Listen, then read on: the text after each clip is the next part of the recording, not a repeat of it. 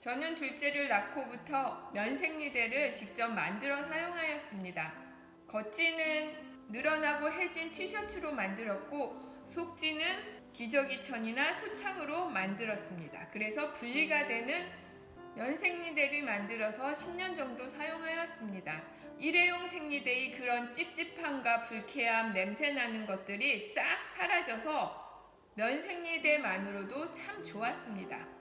그러나 단 하나 귀찮은 점은 바로 손빨래입니다. 지금은 손빨래가 익숙해서 괜찮았지만 4, 5년 전까지만 해도 저는 손빨래는 거의 생리대밖에 안 했기 때문에 조금 귀찮기는 했습니다. 그런데 이것을 말끔히 해결한 것이 바로 지인이 추천해준 생리컵이었습니다. 처음에는 생리컵이라는 그 해괴한 물건을 내 몸속에 넣는다는 것이 참 기이하게 느껴져서 거부감이 많이 들었습니다. 도저히 할 수 있을 것 같지 않아서 지인이 말을 했을 때도 괜찮다고 이렇게 여러 번 얘기했는데 이 신세계를 맛본 지인은 끝까지 저를 밀어붙여서 결국 제가 한번 시도를 해보게 만들었습니다. 그래서 며칠 동안이나 제가 그 사용하는 법이랑 어떻게 사야 하는지를 인터넷에서 검색을 했습니다. 생리컵을 사기 위해서는 포근까지의 길이를 알아야 되는데 그것을 알기 위해서 제 몸에 손가락을 넣어서 그 길이를 측정해야 했습니다. 참 낯설고 이상한 것이었지만 제 몸을 더 잘 알게 되는 계기가 되기도 하였습니다. 생리컵을 사용할 때는 자기 몸에 꼭 맞는 골든컵을 찾는 것이 큰 관건입니다. 추천 생리컵이 큰 의미가 없습니다. 사람마다 몸이 모두 다르고 포궁의 길이도 다르고 그 안에도 다 다르기 때문에 자신에게 꼭 맞는 생리컵을 찾는 것이 가장 중요합니다. 저도 처음에 샀던 이렇게 튤립처럼 예쁜 생리컵은 너무 딱딱하고 제 양에 비해서 작아서 결국에는 그것은 지인한테 나눔을 하고 두 번째 생리컵이 제 골든컵이 되었습니다. 비누로 손을 깨끗이 닦은 후 이제 생리컵을 잘 접어서 안에 넣으면 됩니다. 생리 전이랑 생리를 다 끝난 다음에 끓는 물에 잘 소독을 하면 됩니다. 그리고 간혹 제가 생체식을 하니까 생리를 하는지 안 하는지 제대로 하고 있는지 여쭤보시는 분이 있는데 28일 주기로 거의 꼬박꼬박 잘 하고 있습니다. 일단 삶의 질이 완전히 달라집니다.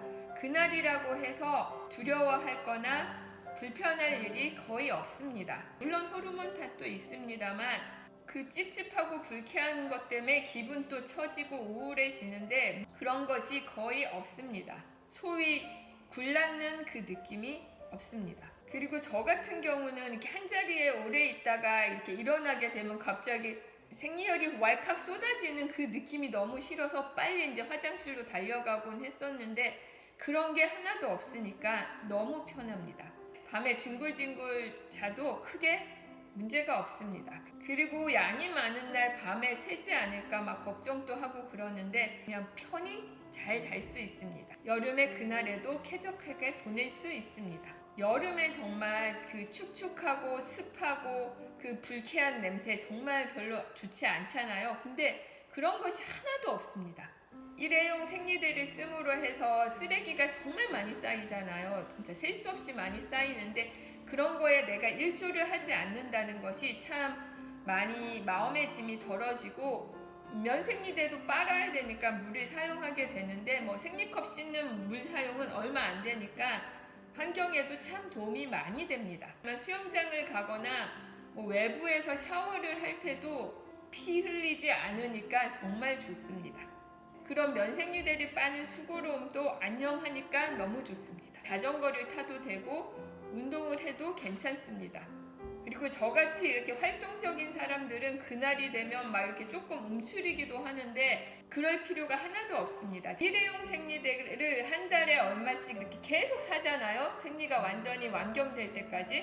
근데 그런 것이 없이 처음에 자기 골든컵을 찾을 때까지 이렇게 생리컵을 하나 구입하면 그걸로 거의 반영구적으로 사용할 수 있습니다. 그래서 더 이상 돈이 들지 않습니다. 저도 지금 생리컵을 쓴 지 4년 되었거든요. 아직 아무런 문제가 없습니다. 계속 하나의 컵으로 사용하고 있습니다. 이 생리컵을 사용하지 않을 때는 이제 내 몸에 대해서 별로 관심이 없었는데 이 생리컵을 사용하면서 내가 흘리는 생리혈이 어떠한지 좀 더 자세히 관찰을 하게 되었어요. 밖에서 음식을 좀 먹은 달에는 이 생리혈이 조금 더 탁하게 느껴지기도 했고 내 몸의 상태에 따라서 생리혈이 달라짐을 느낄 수 있고 그 다음에 내 몸이 어떤가에 대해서 참 잘 알 수 있는 기회가 되기도 하였습니다. 여행을 갈 때 우리는 만일의 사태를 대비해서 이제 저 같은 경우는 예전에 면생리대를 이렇게 싸갖고 가면 짐이 이만큼 늘어나거든요. 생리컵은 요만한 거 하나 들고 가니까 거의 공간을 차지하지 않기 때문에 여행 짐이 별로 늘어나지 않습니다. 일회용 생리대를 또 여행 때 부득이하게 사용할 수밖에 없을 때는 참 마음의 짐이 되는데 그것조차도 없으니까 너무 좋습니다. 그리고 일회용 생리대는 자주 갈아주어야 되는데 이거는 이제 양이 많을 때는 한 뭐 4시간에서 6시간 뭐 그 정도에 한 번씩 갈아주면 되고 그다음에 양이 별로 없을 때는 한 12시간마다 갈아주어도 무방합니다. 아침에 갈고 저녁에 갈고 밖에서 뭐 이렇게 크게 양이 많지 않으면 안 갈아도 크게 상관이 없기도 합니다. 저도 이제 생리컵을 쓰고 뭐 하루 이틀 정도 생리기간이 조금 단축된 것 같은데 다른 분들도 그렇게 말씀하십니다.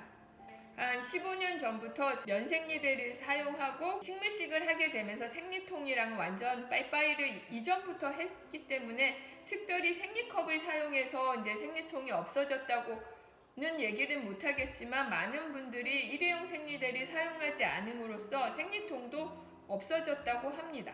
생리컵은 우리 문화가 주는 그런 이질감도 있기 때문에 처음 사용해야겠다는 마음 먹기가 참 어렵습니다. 마음은 먹었어도 이렇게 구매해서 이렇게 시도해 볼 때 그게 또 참 어렵습니다. 뭔가 낯선 물건을 내 몸 안에 집어넣는 그 행위가 그것을 극복하기가 쉽지는 않습니다. 하지만 그 두 산만 뛰어넘는다면 정말 새로운 신세계가 활짝 열립니다. 생리컵을 사용한 지 5년 차가 되었는데 저는 이제 생리가 완경될 때까지 끝까지 이제 이걸로 사용할 것이고 따로 쓰레기가 나오지 않고 돈이 들지 않기 때문에 간소한 삶에도 완전 좋습니다.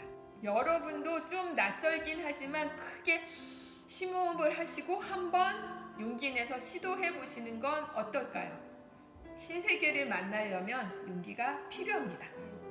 광고 말씀입니다. 제가 초기에 제 아이폰으로 영상을 계속 찍어 오다가 소울메이트 다로님의 새 핸드폰으로 영상을 찍었었습니다. 배가 예뻐졌다는 분들이 있으셨는데 그건 예뻐진 게 아니라 카메라가 조금 업그레이드 되었을 뿐입니다. 근데 다시 이제 그것을 사용하지 못하게 되면서 제 옛날 아이폰을 쓰고 있습니다. 바로 이게 이제 너무 이제 보기 안 좋으면 중고로 다시 좀 카메라 좋은 걸 사야 되나 하는 생각도 하고 있지만 저는 웬만하면 그냥 조금 못생겨도 보시는 구독자분들이 크게 불편하지 않는다면 그냥 이걸로 찍고 싶습니다.